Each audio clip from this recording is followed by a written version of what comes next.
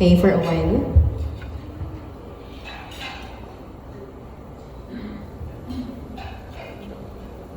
Okay. So I am here to present our new product under the Prima brand, okay? And it's our hybrid solar water pump. So this is in connection man sa solar or sa renewable energy, okay? And so what is a hybrid solar pump? Okay? A hybrid solar pump is a system that uses solar energy to pump water while also having the ability to run grid electricity or other AC sources when needed. So in short, it can run sa solar and it can also run through AC sources like electricity or pwede generator. Okay? Sige, next slide. Okay, we have two types of solar pumps. We have the surface type, okay, meaning sa babaw lang sa lupa. So this is good for mga nabaw lang na water sources like rivers, lakes, ponds, and mga nabaw na wells. Okay? We also have submersible types. So hindi naman ginalubong sa tubig. And ano ni siya? Well suited for mga deep wells and mga boreholes, no? Deep reservoirs. Okay? Sige, next slide. Okay. So, ano ang pwede makapagana sa ato nga solar pumps? For AC, we have diesel or petrol, no? This is for kung magamit ka mo generator, diesel man or gasoline. And we have electricity. So, direkta sa grid mismo. Okay? And for DC, pwede siya makonect sa solar panels ka. Pwede man siya wind power if you have. And optional also is battery. Pwede man. Okay. Next slide. Okay, so this is just a parang visual representation, no, of how our solar pumps work. So if you're using the solar pumps, if you're using solar panels, so ano lang, from solar, it will go to the controller sang aton nga solar pumps, okay? And the controller will tell the pump to pump water. And then, syempre the pump will pump the water to whatever water source or reservoir you have, okay? So if electricity, then replace na lang ni. Or if you opt for both, pwede. Okay? Sige, next. Okay, anong power source? Anong components? There are only three. Okay? Number one, power source. So either AC or DC. Or pwede both at the same time. Not at the same time. Okay? But you can, pwede ka mong takod nangadaan. Electricity and solar. Ano lang na siya. May breaker lang na.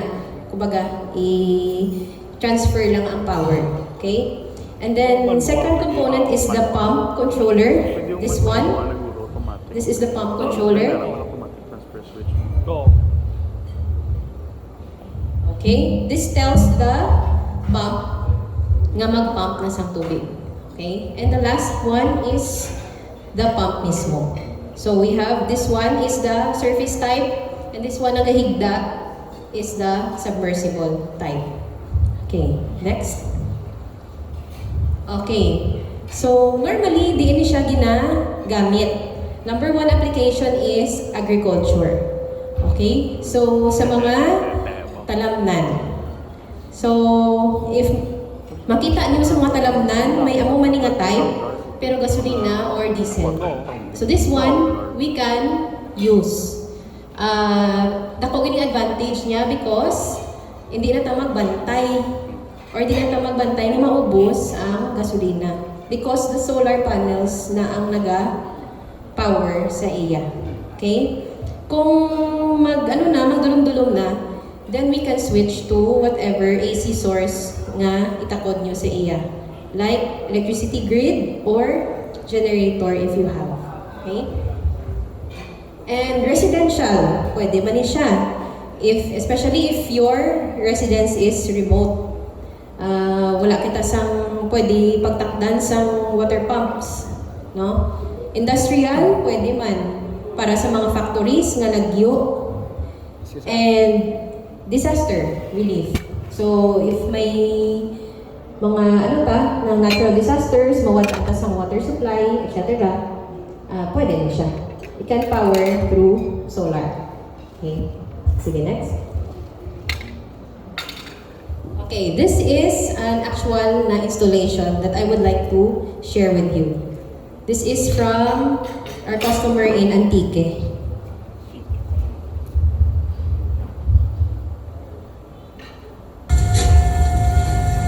Okay. That is the controller. And then that is the solar surface type.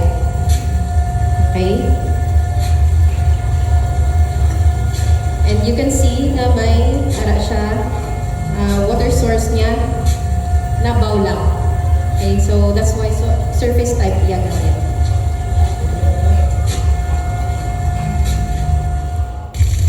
Okay, so this is the output sa solar pump na. So, amo na siyang output, but as you can see, the clouds sa babaw, wala actually adlaw. Wala adlaw, pero sige operate. So, as long as may daylight, sige siya operate. And amo na siya iya nga rice field. Rice field, right?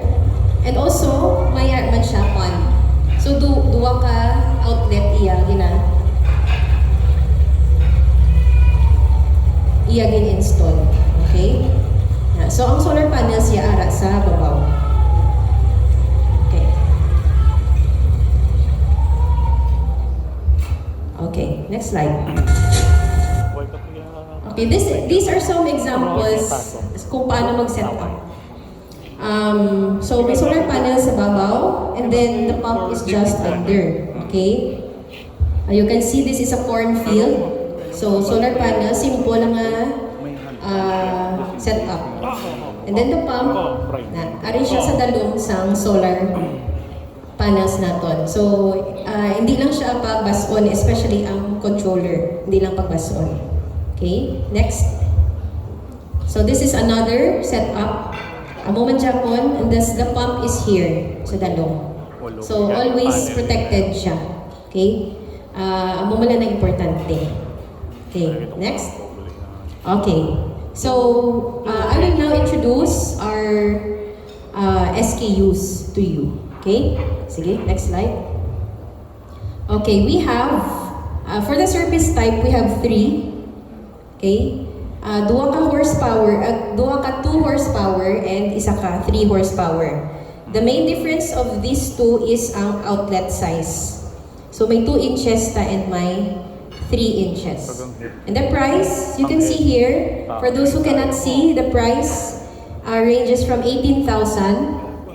And then, ang tunga, it's 20,000. And ang pinaka-dako is 22,000. Okay? And it also has accessories na upod. So may flanges. We have a flange here. We also have, what do you call this? Water level. Float valve. Float valve. Okay, and some accessories like mga butt hinge, butt connectors, rubber, no? Tapes, carabiners, and some rubbers na para sa wires. Okay? Next. And this is the submersible type. Our first is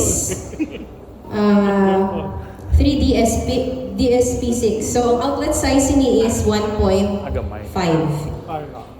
Okay? And makakasulod din siya sa tres na tubo. Tres. Okay? The price of this is 17,000. Okay? Anong maximum head sang aton nga 3DSP6? So maximum head niya is 128 meters na head, okay? That means nga mag-reach na 128 meters, wala na ni siya ibuga. So this is just the maximum. So mag-compute ka mo sa inyong head, it should be less than 128 meters. So are these sa dalong? These are the liters per minute, no? Liters per minute. And these are the corresponding nga liters per minute kung amo ni imo nga head sa dalong. Okay? If you want to take pictures, please do. Okay, next. Sorry. Also the same accessories, no? They have may free man kita. Okay? Sige. Next. Now, for DSP, this one, dako-dako. So this is, this is 2 inches. Okay? 2 inches sa outlet size and 2 horsepower ang iyang capacity or iya power. Now this one is 18,000. And ang difference is, of course, the power mas dako and ang iyang maximum head is 130 meters. Okay? Sige, next. Okay. So, anong best features sa atong nga Prima solar pumps? Number 1, ang controller ta hybrid. Okay? So, pwede AC, pwede DC or solar. Number 2, brushless na ang motor. So, wala ka na sang carbon brush nga backbone. And may water shortage protection ni siya. So, that means if your water source nag-dry or nawad ang tubig, the controller will tell the pump to stop. Okay? It will stop for 30 minutes.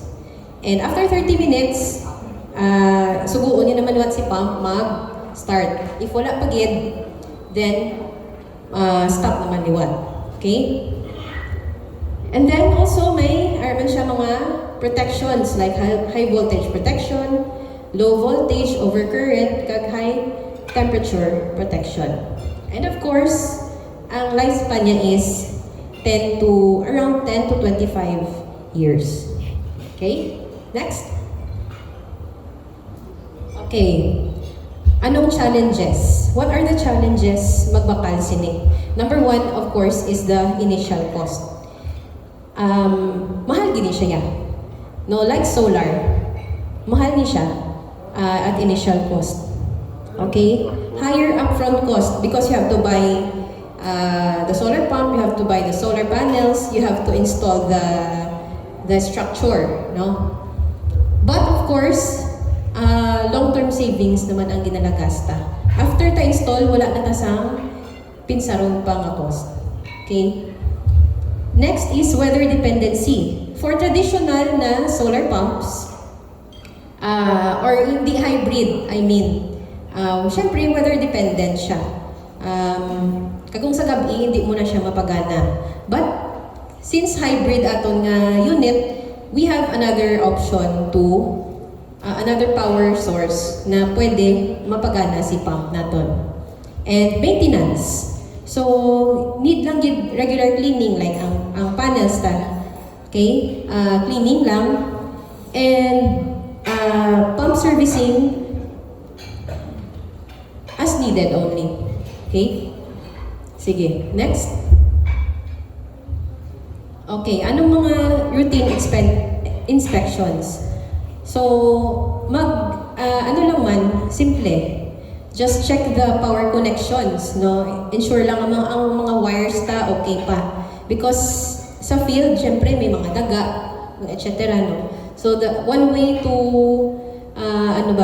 to ma-longer ang life sa aton nga pump and controllers is to check the connections. If you have noise, unusual na noise and vibrations, is another sign, no? And then also check for pressure and flow rate. So if the water output, though hindi na as normal, so it needs naman it needs to be checked. And of course, i-clean ta nga nga solar panels.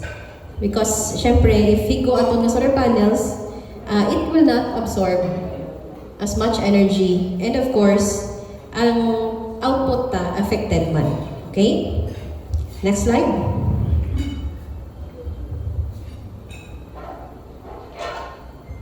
Okay, this is the biggest question. Pila. Okay. This is a cost comparison. Okay? As you can see, ang solar pump ta, ang initial cost ta will range around 30 to 100,000. But after that, imo monthly cost, wala na. Okay? This is just if you're using solar panels. Okay? Wala ka na monthly cost. Because it's solar panels na ang in charge mag-power. And annual cost, wala na. Lifespan niya, 25 years. Now compare that to electric pump and diesel pump. As you can see, gamay lang ang initial cost, no? 10 to 50 and ini 20 to 100,000 depende man sa katakuon sang pump mo. And of course, you can see here, dire, may electricity bill kita. And if you times that to 12 months, amo ning aton nga annual. For diesel, so diesel or gasoline, no? 5,000 to 20,000. So, kinahanglan ta magbakal fuel, kinahanglan ta magbakal oil. So, monthly, no? Amo na aton. If you times that to 12, amo ni aton nga gasto. So, you can see the clear difference of the pump. Initial cost is high, but mabawi mo na siya in 2 to 5 years. Okay? Mabawi mo na siya ang imong cost. Okay? Next. And, so this is the last slide. Our product is 1-year warranty. So, if ever you have trouble, just approach any Triumph Home Depot branch. And kami na bahala mag-check. Okay? So, thank you very much. And thank you, Visual. 1 year warranty. Alright, thank you so much, Miss Clara Caceres, for that product showcase. So,